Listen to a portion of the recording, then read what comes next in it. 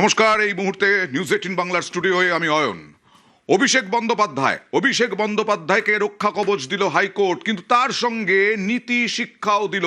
অভিষেক বন্দ্যোপাধ্যায়কে রক্ষা কবচ হাইকোর্টের 31শে জুলাই পর্যন্ত অভিষেককে রক্ষা কবচ, তদন্তে সহযোগিতার নির্দেশ অভিষেককে, আদালতের অনুমতি ছাড়া বিদেশে যেতে পারবেন না অভিষেক, ন্যূনতম 48 ঘন্টা আগে নোটিশ দিতে হবে অভিষেক বন্দ্যোপাধ্যায়কে, নির্দেশ হাইকোর্টের বিচারপতি সৌগত ভট্টাচার্যর। রক্ষা কবচ দিলেও নীতি শিক্ষাও দিয়েছেন। তখন যখন এই নির্দেশ দেওয়া হয়েছে, যখন রক্ষা কবচ দিলেন বিচারপতি সৌগত ভট্টাচার্য, কি বললেন দেখুন।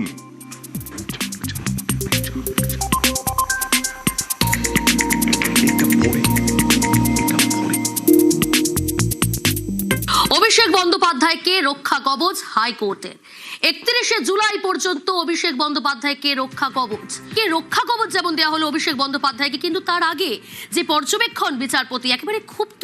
অভিষেক বন্দ্যোপাধ্যায় যে মন্তব্য করেছিলেন সেই শালীনতা নিয়ে, সেই মন্তব্য নিয়ে কিন্তু নানা প্রশ্ন উঠে গিয়েছে ইতিমধ্যেই।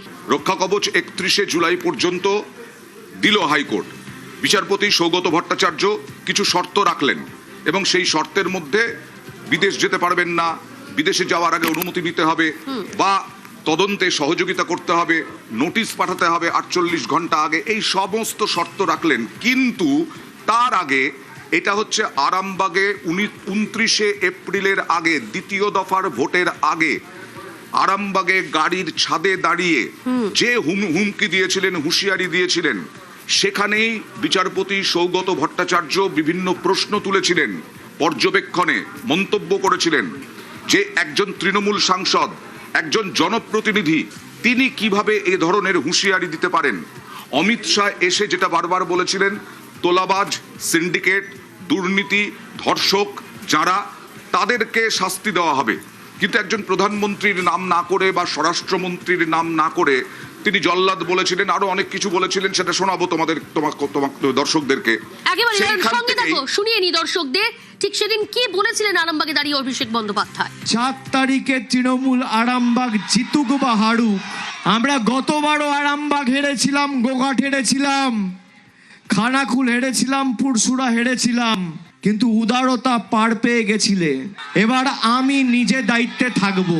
4 তারিখ 12টার পরে কোন জল্লাদের কত ক্ষমতা আর কার দিল্লির বাবা কাকে বাঁচাতে আসে, আমি 4 তারিখ দেখব।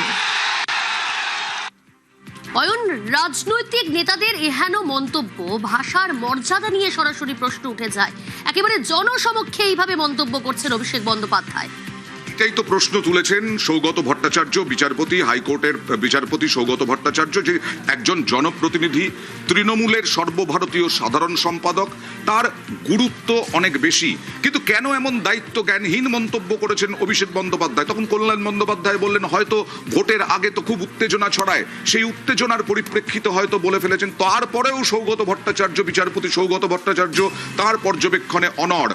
যে আপনি কি মনে করেন যে একজন জনপ্রতিনিধি এই রকম মন্তব্য কখনো করা উচিত?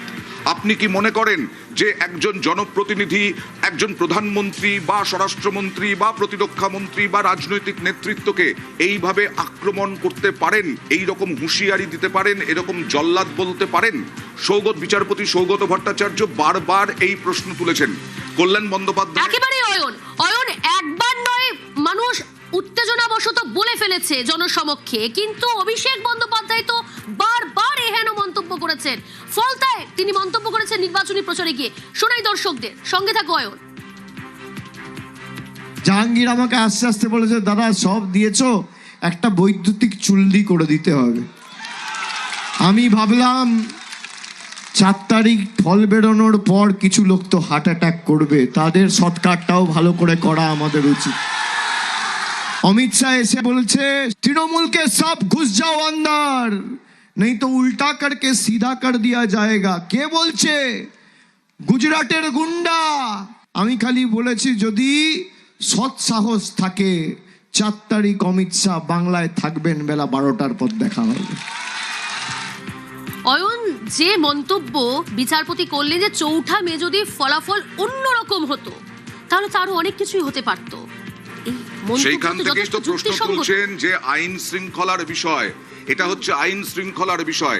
এই যে মামলাটা হয়েছে সেটা এই আরামবাগের মন্তব্যের পরিপ্রেক্ষিতে, বিতর্কের পরিপ্রেক্ষিতে, কিন্তু ফলতাতেও যা বলেছেন সেটা খুব প্রচ্ছন্নভাবে হুমকি, প্রচ্ছন্ন হুঁশিয়ারি, এবং সেইখানেই বিচারপতি সৌগত ভট্টাচার্যর প্রশ্ন, পর্যবেক্ষণ, মন্তব্য যে যদি 4 তারিখে অন্যরকম ফল হতো তাহলে কি হতো, তাহলে কি গোটা রাজ্যে আইন শৃঙ্খলা পরিস্থিতি একেবারে ভেঙে পড়তো, খুন হতো, রক্তপাত হতো, এই রকম ভাবেই বিচারপতি আশঙ্কা প্রকাশ করেছেন।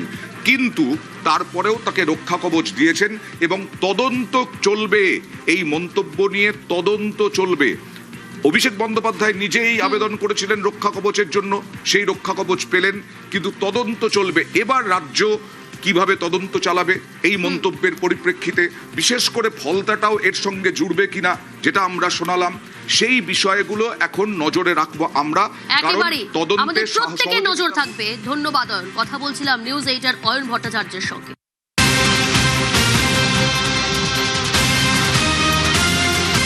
আর যেটা বলছিলাম যে রক্ষা কবচ দিয়েছেন বিচারপতি সৌগত ভট্টাচার্য, হাইকোর্ট দিল, কিন্তু নীতি শিক্ষা দেওয়া হলো অভিষেক বন্দ্যোপাধ্যায়কে। বারবার যেটা বলছিলাম যে 3 বারের সাংসদ, জনপ্রতিনিধি, তিনি তো মানুষের প্রতিনিধি হিসেবে আইন প্রণেতা, কেন এমন মন্তব্য করবেন? অভিষেকের কেন এমন দায়িত্ব জ্ঞানহীন মন্তব্য? বললেন তো, পর্যবেক্ষণে বললেন একেবারে সাংসদের একজন জনপ্রতিনিধি, 3 বারের সাংসদ, তাকে দায়িত্ব জ্ঞানহীন বললেন বিচারপতি সৌগত ভট্টাচার্য। ভোটের আগে এরকম দায়িত্বজ্ঞানহীন মন্তব্য কেন, এই প্রশ্ন তুললেন বিচারপতি সৌগত ভট্টাচার্য। তিনি বললেন যে এটা যদি ফল অন্যরকম হতো, অর্থাৎ তৃণমূল যদি ক্ষমতায় আসতো, তাহলে কি হতো? মানে তাহলে কি হিংসা হতো? তাহলে কি রক্তগঙ্গা বইতো?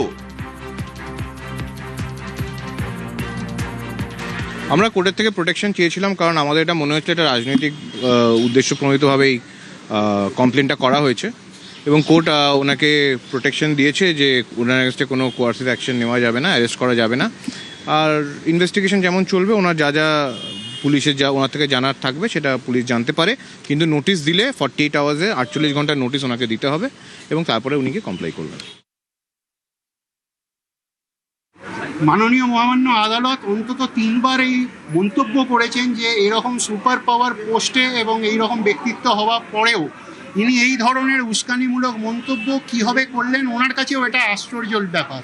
এবং এই তদন্ত হওয়া উচিত। বিএনএসের সেকশন অনুযায়ী ওনাকে 48 ঘন্টা আগে নোটিশ দেওয়া হবে, সেই নোটিশ অনুযায়ী উনি হাজিরা দেবেন। নোটিশের মান্যতা না দেন তাহলে তদন্তকারী সংস্থা কোর্টে এটা মেনশন করে কোর্ট যেটা বিচার করবেন সেই ধরনের অর্ডার পাস করবেন।